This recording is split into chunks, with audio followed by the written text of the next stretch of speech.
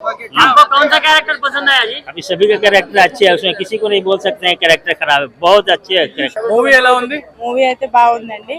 మిగతా వాళ్ళకి ఏమో నాకు తెలియదు. సినిమాకి one time movie watching brother, ఎందుకంటే హీరో కొత్త అతను ఎఫెక్ట్స్ పెట్టాడు, బట్ విజువల్స్ సీన్స్ గానీ బాగున్నాయి. బాగుంది, తను బాగా చేసింది. అన్న ఏం చెప్పమంటావు అన్న, ఇలాంటి సినిమాలు ఎప్పుడుకో 20 years అలా వస్తుంటాయి అన్నమాట. నాగబంధం వాళ్ళు ఎప్పటి నుంచో సినిమా స్టార్టింగ్ నుంచి చెప్పారు, అదే కాన్సెప్ట్ తో అదే శివుడు ధర్మం తోటి వచ్చారు. अच्छे है फिल्म, बहुत जबरदस्त बनाया फिल्म ने। पूरे पसंद है, आप लोग भी पूरे फैमिली के साथ क्या करके देखिए फिल्म कैसी है। హీరో హీరోయిన్ కా हाँ पूरे अच्छे अच्छे फॉर्म अच्छे है उन लोग। సినిమా విజువల్స్ వరకు పర్లేదు కానీ విజువల్స్ యాక్టింగ్ వరకు పర్లేదు కానీ స్టోరీ కంటెంట్ అంతా ఏం బాగలేదు. आपका फेवरेट कैरेक्टर कौन है इसमें? अभी कैरेक्टर क्या बोलेगा नाग पूरा इधर इधर सुन ले। इधर देखो, हाँ। इधर भी देखो। सभी के कैरेक्टर अच्छे, हम किसी को बोल नहीं सकते कि नहीं है, एक बात सभी नंबर 1 कैरेक्टर। ఇప్పుడే చూసాను నాగబంధం సినిమా, చాలా అంటే చాలా బాగుంది. సో సాధువులు కూడా వచ్చేస్తున్నారు సినిమా చూడటానికి.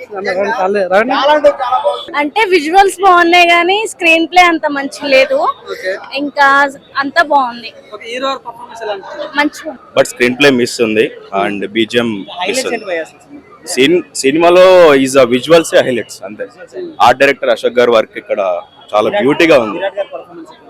పర్లేదండి, బాగుంది. ఫుల్ చేశారు, బట్ ఇక్కడ screen play missing and BGM missing.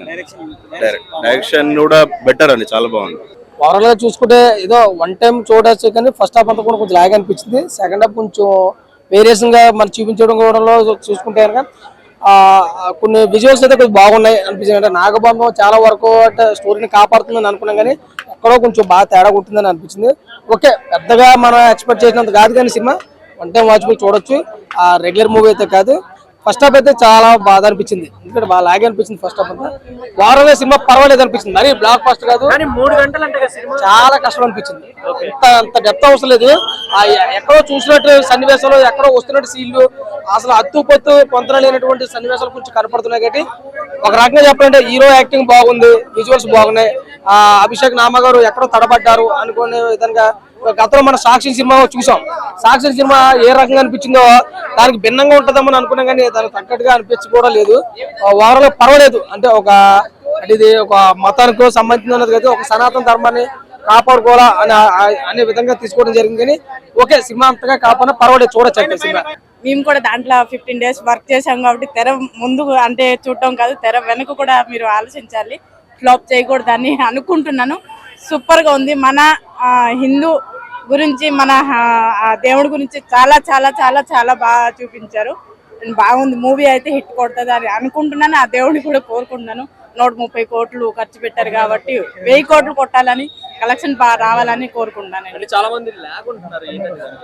అది కొంచెం నిజమే చెప్తాను, లాగ్ ఉంది, కొంచెం లాగ్ ఉంది. అండ్ అదే కొంచెం నాకు కూడా స్క్రీన్ ప్లే కూడా కొంచెం అటు ఇటుగా అర్థం కాలేదు. కొన్ని షార్ట్స్ కొంచెం ఇటు దాటు అటు ఇటు ఉంది.